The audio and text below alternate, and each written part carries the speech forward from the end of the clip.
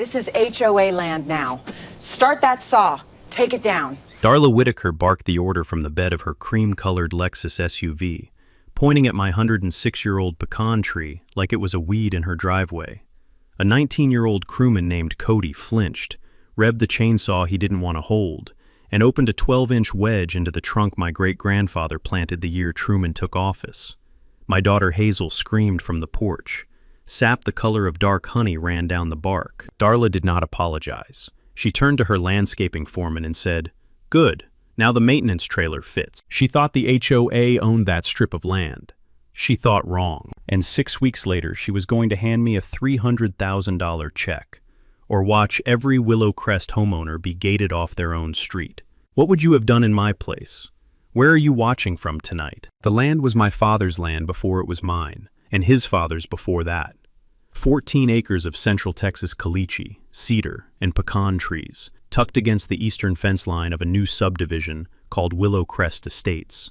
My name is Elliot Brooks. I'm a licensed professional land surveyor, third generation, and for 22 years, I've made a living finding the exact place where one human being's ground stops and another's begins. My wife Laurel passed 3 Aprils ago, ovarian, quick, but not quick enough. She left me a 12-year-old named Hazel, a collection of handwritten seed envelopes, and a habit of saying yes to things she shouldn't have.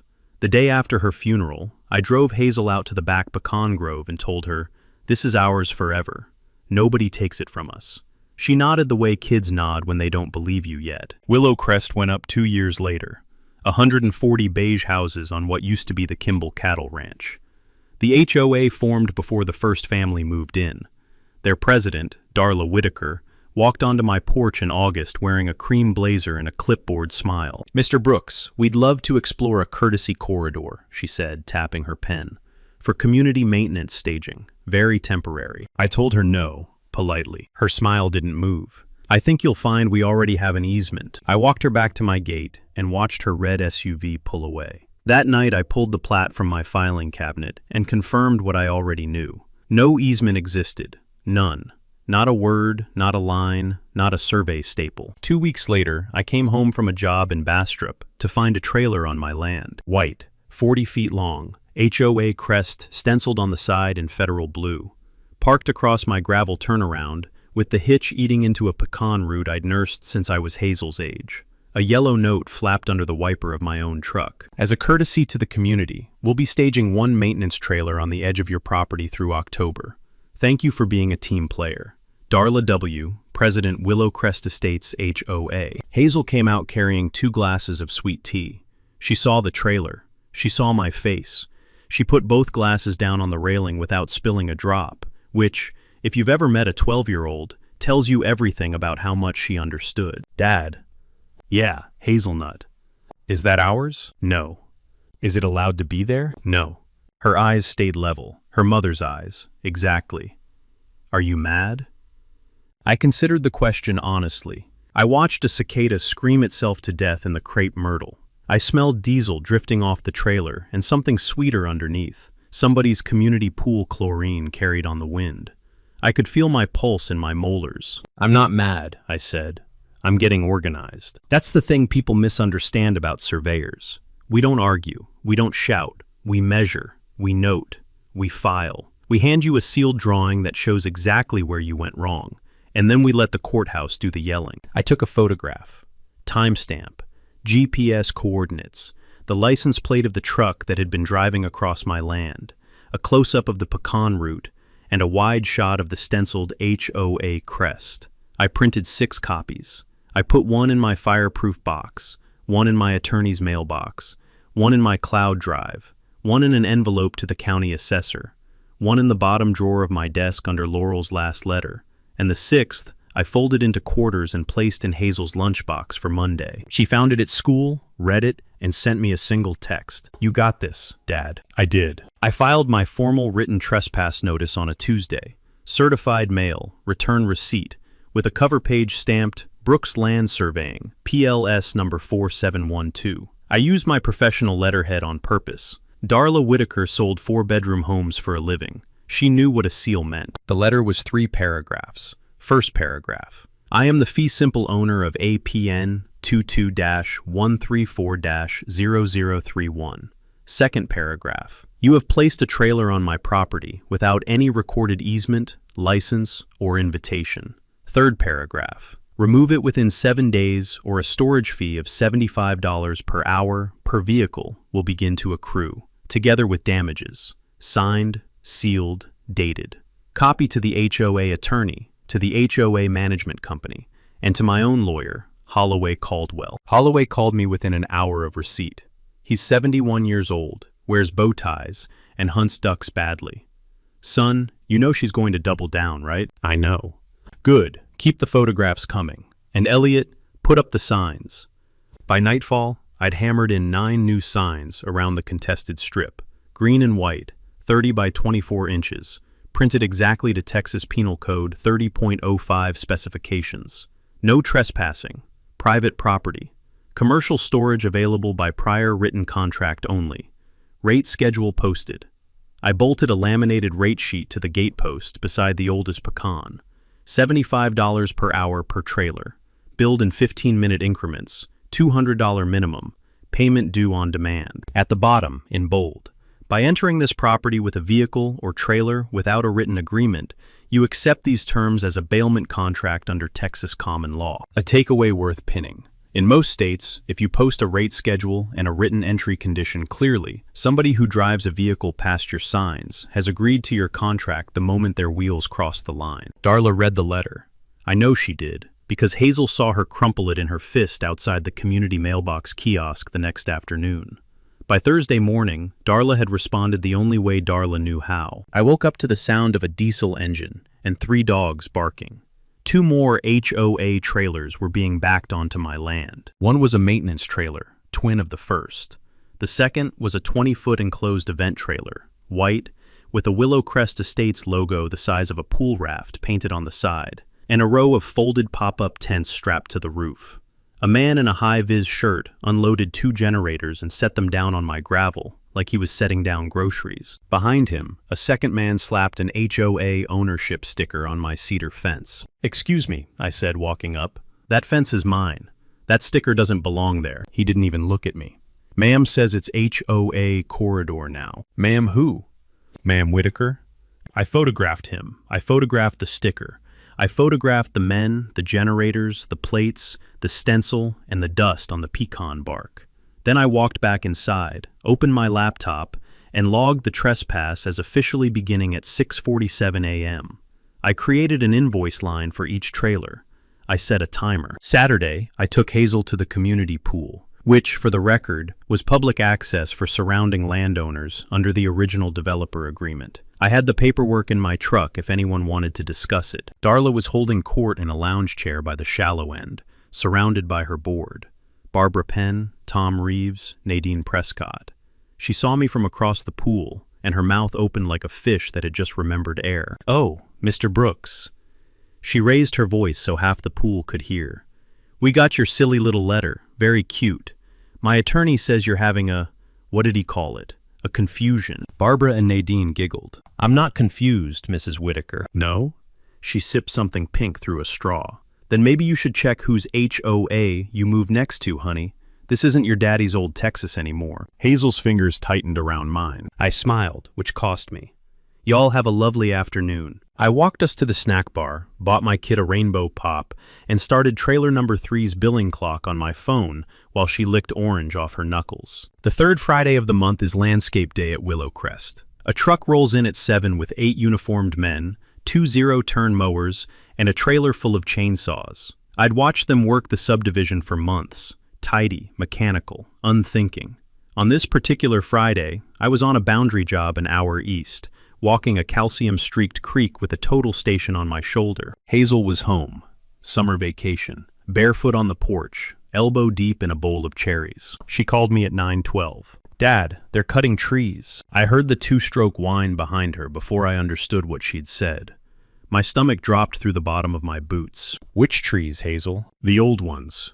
By the east fence." There were 2 old ones by the east fence. My great-grandfather planted the first one the year Truman took office. My father grafted the second off the first when I was 6. Together, they produced about 100 pounds of pecans a year. The pecans my mother used to fold into the pie at Thanksgiving before she passed, back when Hazel was too small to remember her grandparents clearly. Baby, go inside, lock the door, record video through the window. Do not go near them. Okay? I drove home the way people drive when the hospital calls. 90 miles an hour on FM 1431. 3 missed stop signs. Pulse in my throat like a second heart. When I crested the last hill and saw my own gate, I saw the 2 trees already on the ground. 2 trunks, each about the thickness of a man's waist, lying in the grass like felled cathedral pillars. Sawdust in a soft blonde halo around the stumps. A rainbow of pecan sap weeping from the cut faces. The youngest of the crewmen, maybe 19, maybe 20, was leaning on a chainsaw, cheeks pink, wiping his forehead with the hem of his shirt. Darla was supervising, of course. Clipboard, cream blazer, Bluetooth earpiece blinking like a second pulse. Hazel was behind the front window, phone pressed to the glass, filming. She was crying in the quiet kind of way that worries me more than the loud kind. I parked. I walked up. I did not raise my voice. Who authorized the removal of those trees, Mrs. Whitaker? Me. They were overhanging community access. It's in the standards. This is not community access. This is my land. Those trees were 106 and 78 years old, respectively. Do you understand what you just did? I understand that Mr. Brooks needs to learn how an HOA functions. The 19-year-old's eyes flicked up from his chainsaw to her face. Something moved behind his expression that he was too young to hide. Guilt, I think. Maybe recognition. He looked at the trunks like he was seeing them for the first time, as something that had been alive. Son, I said, gentle. What's your name? He swallowed. Cody. Cody, can you take a photograph of this scene with me? For your records. Just in case anyone ever asks you in a deposition what you saw today. Darla went red. Don't answer that. Cody took the photograph. He took 3. I did something then that surprised her. I shook Cody's hand. I thanked him for being honest in a hard moment. Then I walked to the porch, picked up my daughter, and carried her inside without looking at Darla once. Hazel clung to my neck and sobbed the whole way, her tears running warm into the collar of my shirt. Inside, I set her down at the kitchen table. I poured her a glass of lemonade. I wiped her cheeks with a dish towel that used to be Laurel's. Are they gone forever, Daddy? The trees are, but not the grove. We're going to plant 20 in their place, and one of them we're going to name after your mom. She nodded. This time, she believed me. Then I walked into my office and opened Texas Agriculture Code, Chapter 151. Tree Value Appraisal.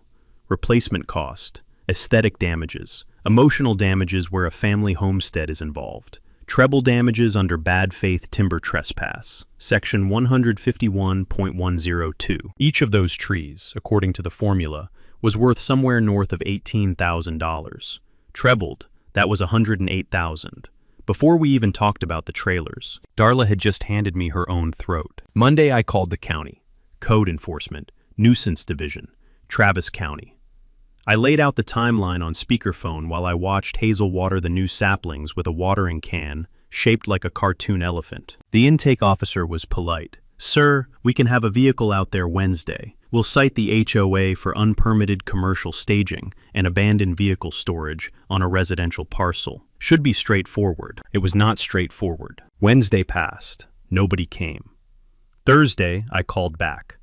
The officer who answered sounded embarrassed. Sir, that case got rerouted. By whom? A pause. I really shouldn't say. Try. A longer pause.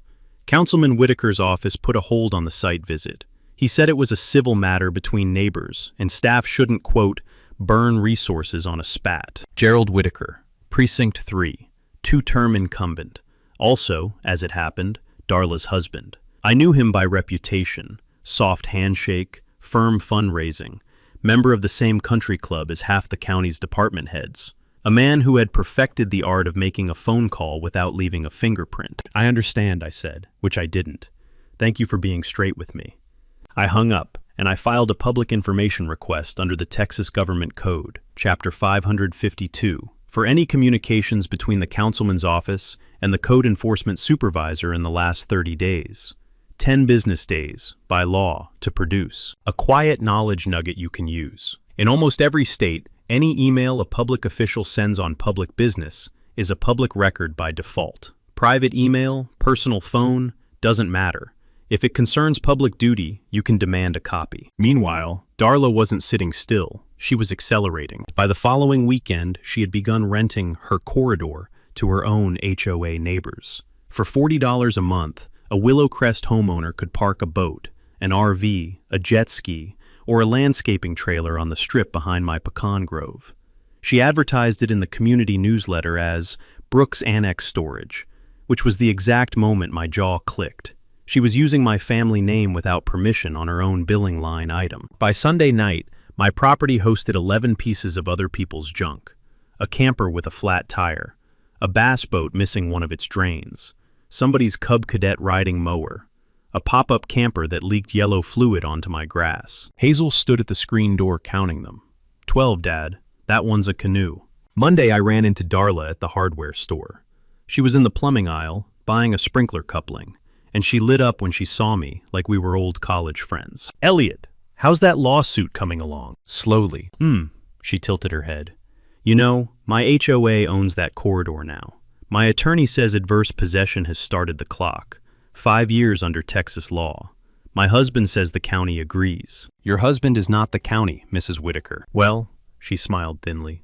He's close enough. I watched her walk away with her sprinkler coupling, and I had to breathe through my nose for a full minute in the copper fittings section to keep from saying something I'd regret. Adverse possession in Texas requires, among other things, open, notorious, exclusive, and hostile use under a claim of right. She didn't have a single one of those elements correctly. She didn't have any of them.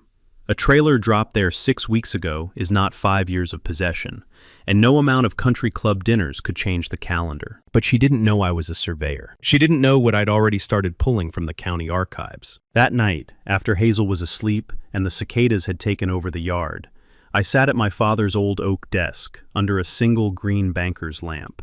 I unrolled 3 plats, one from 1947, one from 1978, one from 2013, and I started laying them over each other the way my grandfather had taught me when I was 9, slowly, corner pin to corner pin, tracing the true bearings with a mechanical pencil. 3 hours in, the pencil slipped. I stared at what I had just drawn, and I laughed, once, quietly, in the dark. The 1947 deed was yellowed at the creases and typed on an old manual with a sticky M. My great-grandfather, Harlan Brooks, had purchased the land from a rancher named Everett Kimball for $918 and a bay mare named Lucy. But he had negotiated something extra that Kimball didn't want to give up. A 60-foot wide private right-of-way, not an easement, a recorded right-of-way and fee, along the northern edge of what used to be the Kimball home pasture. That strip of dirt was what later became the only paved entrance road into Willow Crest Estates. When the developer platted the subdivision in 2013, the title company missed it completely. They'd searched 40 years back, which was standard. They did not search far enough to catch a 1947 conveyance. The Willow Crest plat showed the entrance road as common area, dedicated to the HOA, fee simple, except it wasn't theirs. It was mine. Furthermore, the strip where the trailers now sat, the one Darla kept calling the corridor, had a different problem. The 2013 plat showed it as utility easement reserved, but when I pulled the actual easement document, it was signed only by the developer and recorded against the parcel number that did not exist, a clerical error. The parcel identifier on the filing was 6 digits. The correct one was 7. The easement referenced land that, legally, had never been platted. It was a ghost easement, recorded but legally void. I sat back in the banker's lamp glow with my mouth slightly open. My great-grandfather, 79 years dead, had just shown up to help me defend his grandson's grandchild. The takeaway, and this one is worth remembering. In real estate, an easement or right-of-way that was properly recorded by your ancestor can stay enforceable for 100 years. Even when the newer subdivision forgets it exists. You don't lose rights because somebody else forgot to look. At 6 in the morning, I called Holloway Caldwell and read him the 1947 description over the phone. There was a long silence, then a slow, dry laugh. Son, Mrs. Whitaker's HOA is parking trailers on land they don't own, and every single one of her homeowners drives in and out over a private corridor she doesn't own either. That corridor is yours to gate, if you chose to. Tomorrow, if you chose to. I know. What do you want to do with this? I thought about Hazel, about the pecan trunks in the grass, about Darla's pink drink at the pool, about the cub cadet leaking oil onto Laurel's irises. "I want to do it right," I said. "I want to do it legally, cleanly, and in public. And I want her to pay every cent." Attaboy. Holloway laughed the kind of laugh old attorneys laugh when they smell a career case. "Give me 3 days. I'll have the pleadings ready." I hung up. I stepped outside. The Texas sky was pink along the eastern horizon, and a mockingbird was running through its entire repertoire on the roof of the second-generation pecan stump. For the first time in 3 weeks, I exhaled all the way. The next 72 hours, I moved with the calm of a man who had been handed the exact tools his trade had prepared him to use. Monday, I filed Brooks Storage and Stewardship LLC with the Texas Secretary of State, paid the $300 fee, and registered a DBA. By Monday afternoon, I had a certificate of formation taped to my refrigerator next to Hazel's last math quiz. Tuesday, I pulled a commercial use permit through the county planning department, filed under outdoor vehicle storage, residential compatible. The clerk, Margaret Doyle, took my paperwork, noticed the names involved, and held eye contact for one long professional second. "You'll want this process today, I expect, Mr. Brooks. If it's not too much trouble, Mrs. Doyle." "It's not." A pause. "My nephew works that landscape crew. He told me what happened with your pecan trees. You just got expedited service.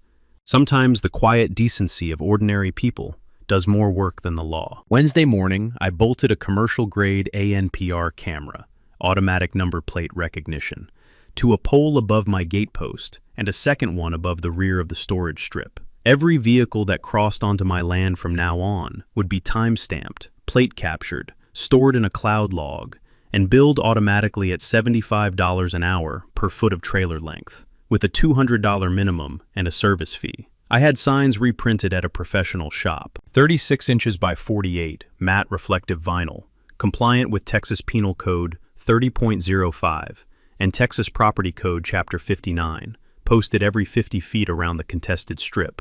I added a new sign at the entrance gate to my right-of-way corridor, the one the HOA's road crossed, that read simply, "Private road, access by permission, permission revocable in writing." That last sign is the one that, later, made Darla scream. Thursday, I drove to an old neighbor's cattle gate 3 miles south.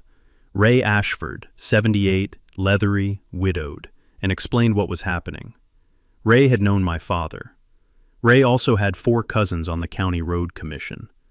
By Thursday evening, I had quiet promises from 3 of them that when I filed my emergency quiet title action, it would not get misrouted. Friday, I recorded a perpetual conservation easement on 50 acres of my pecan grove with a regional land trust. The easement locked my land against development forever, and it had a second, quieter purpose. It created a third-party legal interest in every square inch of my property. From the moment it recorded, nobody, not Darla, not the HOA, not a future bad faith buyer, could claim adverse possession or common area creep on my family's ground, ever again. The knowledge nugget worth writing down. A conservation easement is a gift, a tax deduction, and a shield all at once. Done correctly, it outlives the owner and outlives the threat. Saturday, I filed a title insurance claim against the HOA's developer-era title company, demanding indemnity for the ghost easement they'd missed in 2013. Their general counsel called me on Saturday evening. By Sunday lunch, they had agreed, in writing, to formally renounce the corridor easement and pay my legal costs. Sunday night, I met Sergeant Galloway of the Texas Rangers at a diner in Lampasas. We'd known each other 9 years, since I'd helped his brother settle a fence dispute with a bad developer. He listened, he took notes, he sipped black coffee. At the end of my story, he said, "Elliot, when y'all do the reveal, you call me. I'll be there in uniform." Monday morning, Holloway Caldwell filed everything at once. A trespass action, a tree damage action under Chapter 151, a quiet title action on the corridor, a declaratory judgment on the 1947 right-of-way, a formal notice of commercial storage contract acceptance, mailed certified to the HOA and each of its board members individually, Barbara Penn, Tom Reeves, Nadine Prescott, and Darla Whitaker, with the exact total to date at the bottom, $46,725 and climbing. I set the hearing date for 3 weeks out. Public docket, open to the community. Then I did one more thing. I drafted, signed, notarized, and filed the legal notice required under Texas law to close a private right-of-way to public use. Effective noon on the day of the hearing. I put Hazel to bed that night and stood in the hallway listening to her breathe. My father once told me the quietest rooms are the ones right before the courthouse opens. He wasn't wrong. Something in Darla's animal brain must have sensed the weather changing. She didn't know what had been filed at the courthouse yet. The clerk's office does not broadcast pleadings, but she could feel the air pressure drop. She responded the only way she knew how, which was to double her stake at the exact wrong table. On a Thursday afternoon, while Hazel was at summer camp practicing her backstroke, I came home to find a fifth trailer on my land. This one, however, was not a trailer I had expected. It was the HOA's holiday storage trailer, 42 feet long, painted with a cartoon reindeer, and stuffed to the gills with Christmas decorations, generators, a 10-foot inflatable snowman, 3 life-size plastic angels with cracked halos, and, inexplicably, a crate of unopened pool chemicals labeled "Do Not Mix." There was also a fresh HOA crest stenciled on my gatepost. I stood in the dust and laughed once, short, dry, unamused. Then I walked inside, fired up the ANPR software, and confirmed the timestamp of the trailer's entry, 1:47 p.m. I started a new billing line. I took 14 photographs. I printed all 14. Then I called Holloway Caldwell. "She's escalating," I said. "Good," he said. "Every one of these moves is a fact the judge gets to hear. Keep logging." Later, I learned what Darla was doing in the background. Margaret Doyle, the county clerk, called me privately on Friday morning. Her voice was lowered to the register women use when somebody has just tried to corrupt their office, and they are still deciding whether to be furious. "Mr. Brooks, Mrs. Whitaker came into the records annex yesterday. She asked if there was any way to, quote, misplace an old deed recording. She offered me $400 cash. I said no. I wrote down the conversation, word for word, in my incident log, and had my supervisor initial it. I thought you should know." I thanked her. I asked if she'd be willing to submit a sworn statement to the court. She said she already had one printing. The takeaway you should save. Attempting to bribe a public records clerk is a separate crime under Texas Penal Code Chapter 36. A Karen who does it for $40 or $400 is the same class of felon as a Karen who tries to do it for $4 million. She just has worse margin. By Friday afternoon, Darla had moved to Phase 2. She started calling people, my bank, pretending to be me, asking for account verifications. My daughter's school, pretending to be a concerned neighbor, asking about my mental state. My own clients, asking whether they were aware their surveyor had recently become, quote, litigious and unreliable. 2 of those clients called me directly. Both told Darla where to stick it, in their own words. My bank flagged the social engineering attempt and alerted the fraud division. I filed a report with the FBI's Internet Crime Center for wire fraud attempts on a federally insured institution. That federal hook was one I added on purpose. Cases move differently when there is a federal thread running through them. By Saturday, Darla was live streaming pool parties on the Willow Crest Community Facebook group. She posed with her board, raised a pink drink, and announced that certain outside agitators were trying to undermine the safety and beauty of their community, but that rest assured, the board stands firm. Tom Reeves, the HOA treasurer, posted in the comments a photograph of my driveway with my license plate visible, captioned, "Know your neighbors." I took a screenshot. I added it to Holloway's file. At 7 that night, I sat on the porch with Hazel and a bowl of cold watermelon. The first cricket of the evening started up in the fence line. A slow breeze carried the smell of cut hay off Ray Ashford's pasture. Hazel leaned her head against my shoulder. "Dad, are you scared?" "No, Hazelnut." "Why not?" "Because she's doing all my work for me." She chewed a piece of watermelon and watched the pink sky bruise toward purple. "Good," she said. "Good." The next move was worse because it used my daughter as a lever. On a Wednesday morning, a caseworker from the Texas Department of Family and Protective Services knocked on my door. Her name was Ms. Trent. She was polite, tired, and visibly embarrassed to be there. She had received an anonymous report that a 12-year-old girl at my address was being raised in an unstable environment by a father exhibiting, quote, erratic and obsessive behavior over a land dispute. I invited her in. I gave her a glass of iced tea. I asked her to take her time. I asked if I could record the interview for my records. She said that was my right. She interviewed Hazel at the kitchen table while I sat 3 rooms away. I listened through a baby monitor I'd bought years ago when Hazel had pneumonia and never took down. Hazel answered every question like the serious small adult she had always been. Her dad read to her every night. Her dad cooked dinner. Her dad checked her homework. Her dad had a calendar on the fridge with every birthday, every dentist appointment, every violin recital written in green pen. Ms. Trent closed her folder after 17 minutes. In the doorway, she looked at me and said very quietly, "Mr. Brooks, I'm going to recommend this case be closed as unfounded.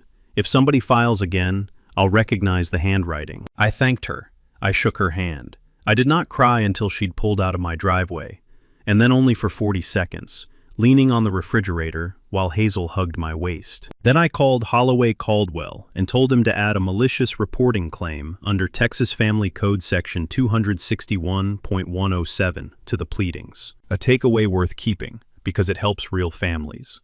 Filing a knowingly false child welfare report is a crime in most states, and the investigating agency usually keeps a record of the caller or IP address. If you are the target of a retaliatory call, you can request the intake log through your attorney. I didn't know yet it was Darla. I suspected, but the confirmation came from an unlikely ally, Cody, the 19-year-old chainsaw operator.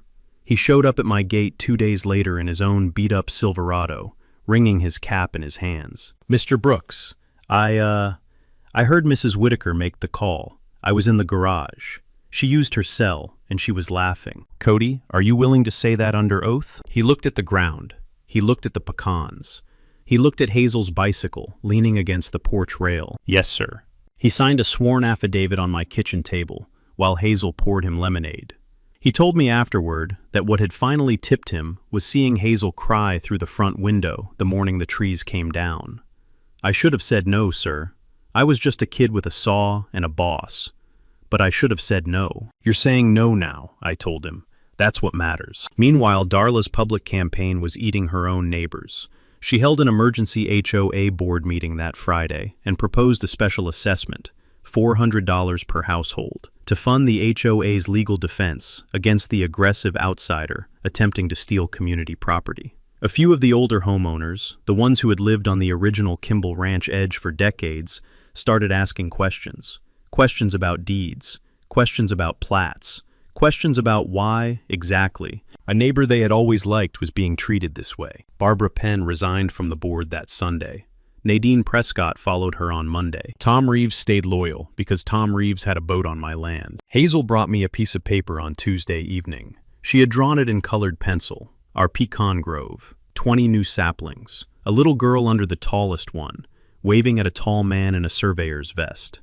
At the bottom, in her careful 12-year-old handwriting, "Dad, we're going to win." I taped it to the refrigerator next to the LLC certificate. The annual HOA meeting was held the third Wednesday in September at the Willow Crest Clubhouse, a beige stucco building with a wagon wheel nailed over the entrance, because somebody thought that was what Texas looked like. The room sat 110. It was full. The board had pushed hard on attendance, framing the meeting as a community unity event. Local news had picked up the story earlier that week. A reporter named Pamela Sutton sat in the third row with a camera and a notepad. The community's own live stream camera blinked red on a tripod in the back. Darla had insisted on the live stream, of course. She was going to make an example of the troublemaker. I walked in at 7:03. Holloway Caldwell walked in behind me in a navy bow tie. Sergeant Galloway walked in behind Holloway, in a Texas Rangers uniform with a badge that caught the overhead light. Behind them came 2 additional Rangers, 1 stenographer, and a man from the county clerk's office carrying a sealed tube of plats. Margaret Doyle brought up the rear, carrying a zippered pouch stuffed with certified copies. The room's noise dropped about 50% on sight of the uniforms. Darla, in a cream blazer at the head table, stood up sharply. Her husband Gerald, seated in the front row, half rose and then froze like a man who just stepped on a pressure plate. "Mr. Brooks," Darla said, "this is a members-only meeting." "Actually, Mrs. Whitaker, the community bylaws require this meeting to be open to adjacent landowners whose property affects community business." Holloway handed her a printed copy of her own bylaws, with the relevant clause highlighted in yellow. She sat down slowly. I stepped to the lectern. I did not raise my voice. "Good evening, neighbors. My name is Elliot Brooks. Some of you know my daughter. Some of you have stored boats on my land without realizing it was my land. Tonight I am going to show you 4 things. Then I'll answer questions. I clicked the first slide. The 1947 deed. This deed conveyed to my great-grandfather a 60-foot private right-of-way along the northern edge of the Kimball pasture. That strip of dirt is what later became your entrance road. The road you drove in on tonight belongs to me. A murmur moved through the room like wind on wheat. Slide 2. The ghost easement, with the mismatched parcel number circled in red. The corridor Mrs. Whitaker has been parking trailers on, renting to her neighbors, and calling HOA common area. That easement was filed against a parcel number that does not exist. It is void. The title insurance company has acknowledged it in writing. I click to the next. A satellite photograph overlaid with my property lines, the trailers, the tree stumps, and a scrolling timestamp. Slide 3. Between August 12th and today, your HOA trailers have occupied my private property for 2,718 hours. 2 heritage pecan trees, valued at $18,400 apiece, were unlawfully felled. Under Texas Agriculture Code 151.102, that damage trebles. Slide 4. An itemized invoice, totals in bold. Storage fees, $203,850. Tree damages trebled, $110,430. Incidental damages, $12,000. Sworn affidavit of retaliatory CPS report, referred to the district attorney. Grand total billed to the HOA, $326,280. Darla made a sound, somewhere between a laugh and a wounded sheep. And the last item, I said. A notice, effective tomorrow at 12 noon. The private right-of-way across the northern strip of my land is closed to public vehicle traffic. That means the road into Willow Crest Estates will be gated, unless and until the HOA settles this matter. The room detonated. Gerald Whitaker stood up, pointed at me, and shouted. Sergeant Galloway stepped forward. Councilman, sit down.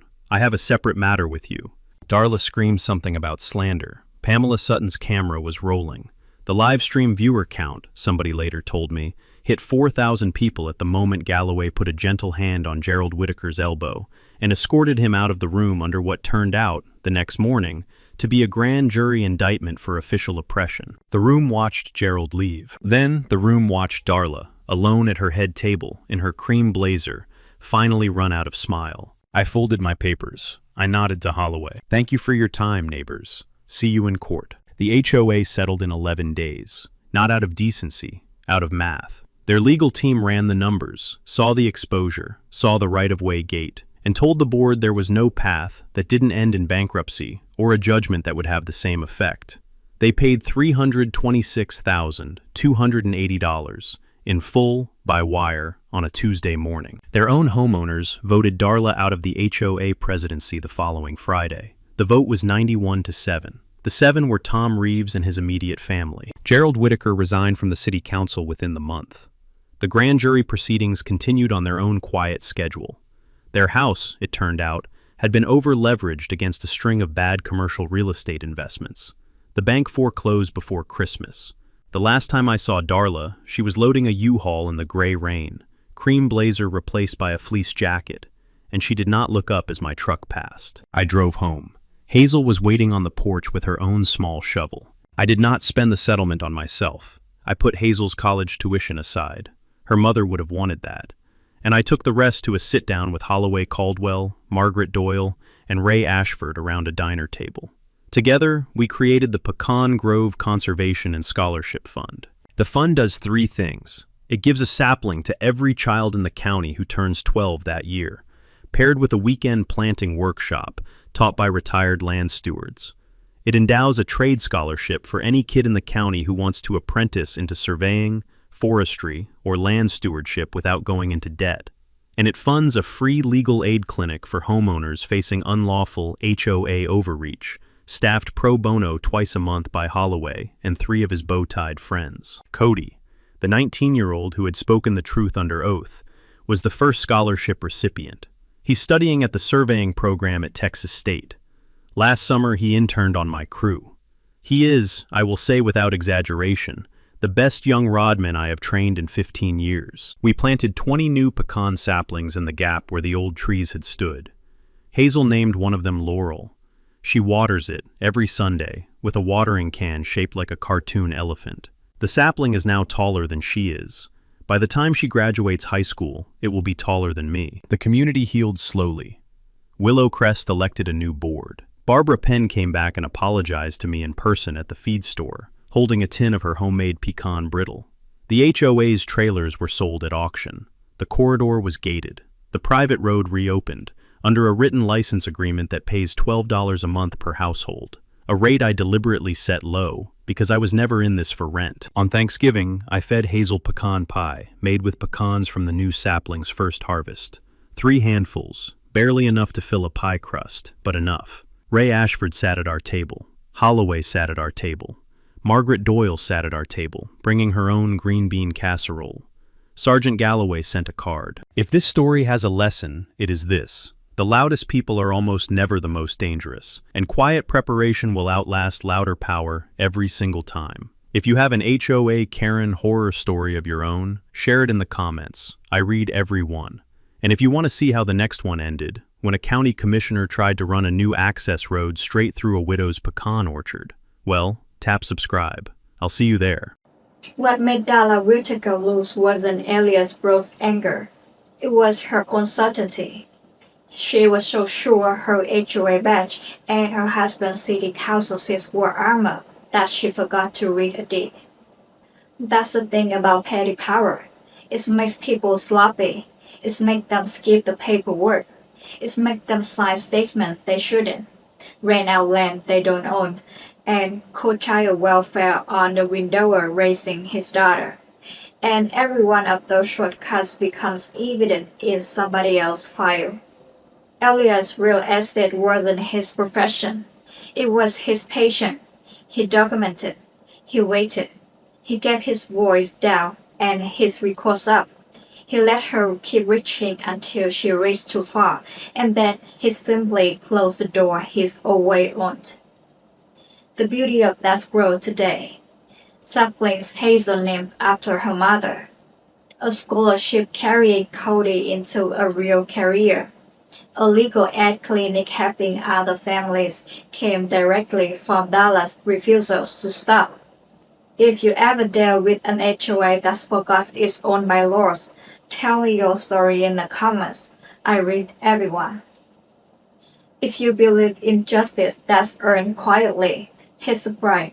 Next week, a retired window pecan orchard get a surprise visit from a county commissioner who thinks he can push a new access road through in 60 days. He wishes he checked her last name.